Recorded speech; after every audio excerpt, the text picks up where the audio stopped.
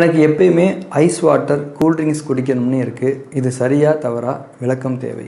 பொதுவாக குளிர்ச்சியான ஒரு பானத்தை நாம் குடிக்கும்போது அது நம்ம உணவு குழாய், வயிறு உள்ளிட்ட நம்ம ஜீரண உறுப்புகளோட இரத்த குழாய்களில் ஒரு சுருக்கத்தை ஏற்படுத்தும்னு நம்ம புரிஞ்சுக்கணும்.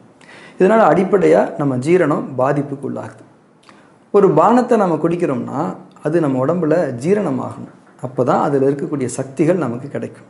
ஆனால் ரொம்ப குளிர்ச்சியான ஒன்றை நம்ம குடிக்கும்போது நம்ம ஜீரண அமைப்புகளில் அது ஏற்படுத்துகிற சுருக்கத்தினால அது முழுமையாக ஜீரணம் ஆகாதுன்னு நம்ம புரிஞ்சுக்கணும். அதனால் கூடுமான வரைக்கும் ஐஸ் வாட்டர், கூல்ட்ரிங்க்ஸ் எல்லாம் நம்ம குடிக்காமல் இருக்கிறது தான் நம்ம ஜீரணத்துக்கு நல்லது. அடுத்து நமக்கு ஏன் இந்த ஐஸ் வாட்டர், கூல்ட்ரிங்க்ஸ் எல்லாம் குடிக்கணும்னு தோணுதுன்னா, நம்ம வயிறு வெப்பத்தினால வறண்டு காஞ்சி போய் இருக்கிறதுனால. நம்ம வயிறு பொதுவாக அந்த மாதிரி காஞ்சி வறண்டு போன நிலையில் இருக்கக்கூடாது. ஏன்னா வயிறு தான் நம்ம உடம்போட நிலம். அக்குபஞ்சர் மருத்துவத்தில் வயிறை நாம் நிலம் மூலக உறுப்புன்னு சொல்லுவோம்.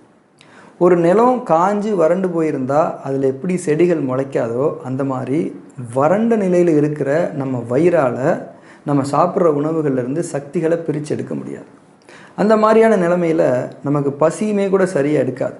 நமக்கு பசி சரியாக எடுக்கிறது இல்லைனாலே நம்ம வயிறை வெப்பம் தீண்டி வறண்டு போயிருக்குன்னு நம்ம புரிஞ்சுக்கணும். அதுவும் ஒரு காரணமாக இருக்கலாம்.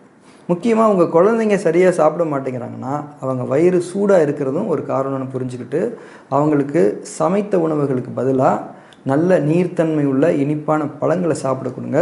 வயிறோட வெப்பம் குறைஞ்சாலே அவங்களுக்கு நல்ல பசி வந்து நல்லபடியாக சாப்பிட ஆரம்பிச்சிருவாங்க. அப்போ வறண்டு போயிருக்கிற நம்ம வயிறை குளிர்ச்சிப்படுத்தும்.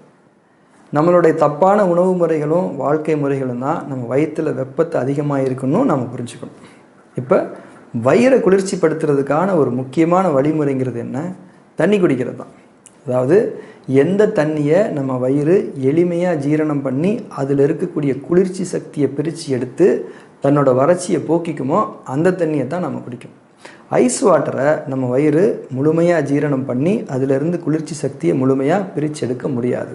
அதனால் ஐஸ் வாட்டரை கண்டிப்பாக நம்ம குடிக்கக்கூடாது. இன்னும் சொல்லப்போனால் ஐஸ் வாட்டர் நம்ம வயிறோட இயக்க சக்தியை குறைச்சி தான் விடும். அதனால் தாகம் எடுக்கும்போதெல்லாம் சாதாரண தண்ணியை வாய் வச்சு பொறுமையாக குடிங்க. அப்பயும் தாகம் அடங்கலையா மண்பானை தண்ணி குடிங்க. இளநீர் குடிக்கலாம், மோர் குடிக்கலாம், எலுமிச்சை சாறு குடிக்கலாம், பழங்கள் சாப்பிடலாம். ஆனால் கூல்ட்ரிங்க்ஸ் கண்டிப்பாக குடிக்கக்கூடாது. அது குளிர்ச்சியாக இருக்கக்கூடிய ஒரு ரசாயன வெப்பம்.